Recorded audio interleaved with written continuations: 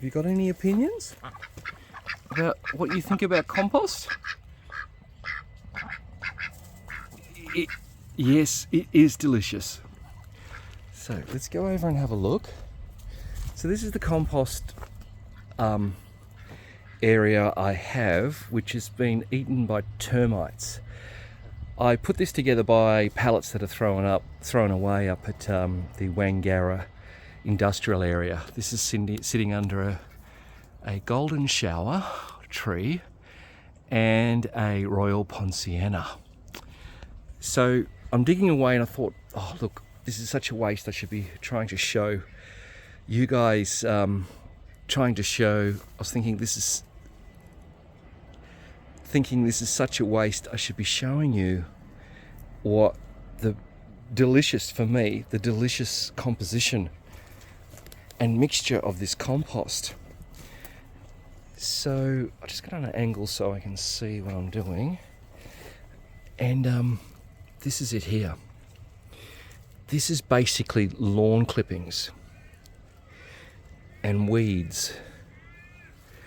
It's literally a vegetarian mix and food scraps from the supermarket bin. Which turned into this beautiful chocolate brown mixture of delicious compost. And because it's made with grass clippings, it holds moisture. So if I put water on that, it would absorb that water and hold it in that medium of compost. And if I squeezed it, it would release the water. I can feel the moisture in there right now. It hasn't had any moisture for weeks since the last amount of rain we had. So now I'm spreading this all around the garden and through the fruit trees and over the vegetables. I'll just quickly show you some. All right, guys, don't go too far because that leads to the road and we're next to a dog park. So we don't want any bloodlust dogs chasing you guys, thinking that you're duck meat, which sadly, well not sadly, but you know, the DNA of a Labrador or a Jack Russell would just go after these birds. So I have to be a little bit wary, but I don't want to decline them from coming out because it's a really good variety for them. It's a Monday and it's 12 o'clock, so I should be okay.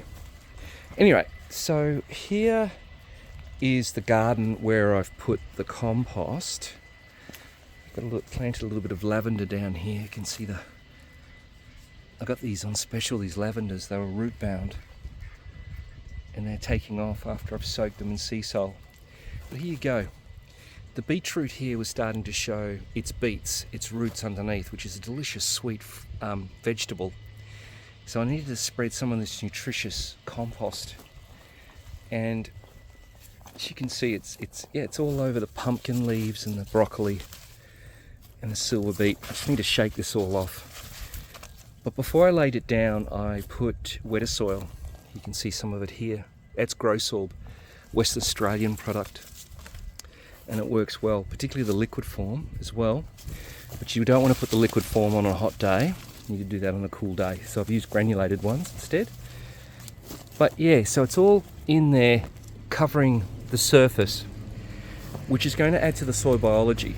Just give more species, more magic into the soil through this compost. And at the same time, this is even over the warrigal greens, and there's some asparagus growing there, which is awesome. This will protect the soil. It will hold the moisture in from evaporating, escaping. So adding compost with a mixture of nutrients, it's piled up here and here as well. I need to spread that around the apricot tree and the lime tree. It'll hold that moisture in, feed the soil, and help with the sweltering heat in WA.